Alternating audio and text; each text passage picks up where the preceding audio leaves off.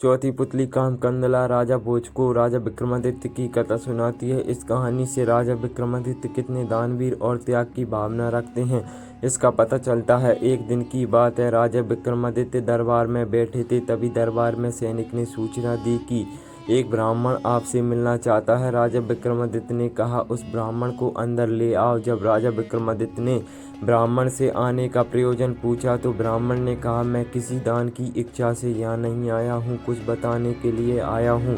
मानसरोवर में एक खंभा है, जो सूर्योदय होते ही एक खंभा प्रकट होता है। जैसे ही धूप बढ़ती है, खंभा बढ़ता है। जैसे ही सूर्य की गर्मी अपने चरम सीमा पर होती है तो खंभा सूर्य को छूने लगता है।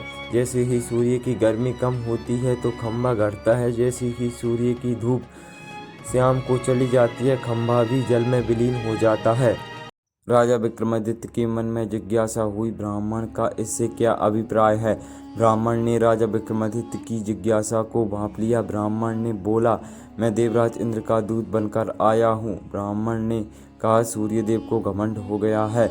इस ब्रह्मांड में समुद्रदेव को छोड़कर दूसरा उनकी गर्मी को कोई सहन नहीं कर सकता। राजा विक्रमादित्य को समझ नहीं आ रहा था कि वे इसमें देवराज इंद्र की क्या मदद कर सकते हैं। राजा विक्रमादित्य सूर्यदेव के घमंड को कैसे तोड़ सकते हैं। ब्राह्मण बोला, राजा विक्रमादित्य, आप ही एक ऐसे व्यक्ति हैं जो सूर्यदेव के घमंड को मिटा सकते हैं। देवराज इंद्र का मानना है कि राजा विक्रमादित्य ही एक ऐसे राजा हैं जो सूर्यदेव की गर्मी की परवाह न करके उनके निकट जा सकते हैं। वह राजा आप हैं। राजा विक्रमादित्य को अब सारी बात समझ में आ गई। राजा विक्रमादित्य ने सोच लिया, सूर्य भगवान के नज़दीक जाकर उन्हें प्रणाम करेंगे, इसके लिए भले उनके प्राण भी चले जाएं।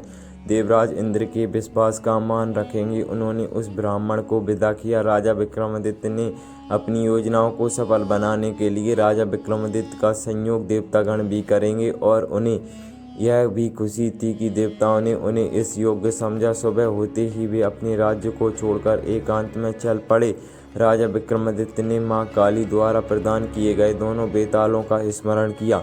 दोनों बेताल तुरंत उपस्थित हो गए। दोनों बेतालों ने कहा, राजा, हमें उस खंभे के बारे में सब कुछ पता है। दोनों बेताल तुरंत उस मानसरोवर के पास पहुँचे।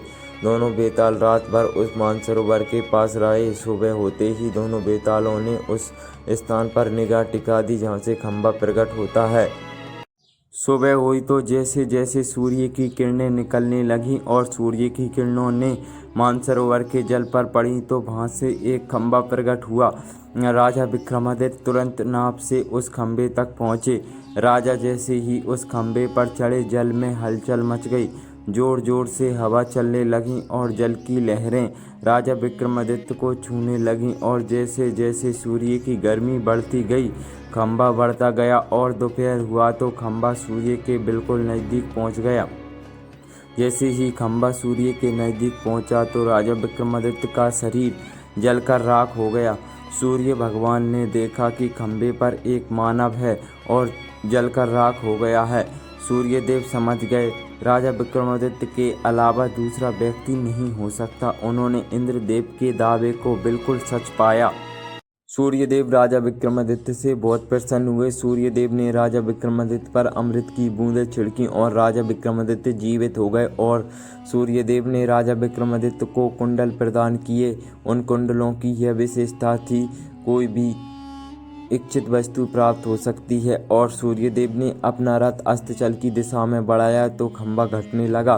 सूर्यास्त होते ही खंभा पूरी तरह घट गया। राजा विक्रमादित्य जल में तैरकर मानसरोवर के किनारे पर पहुंचे और दोनों बेतालों का स्मरण किया और दोनों बेताल प्रकट हो गए।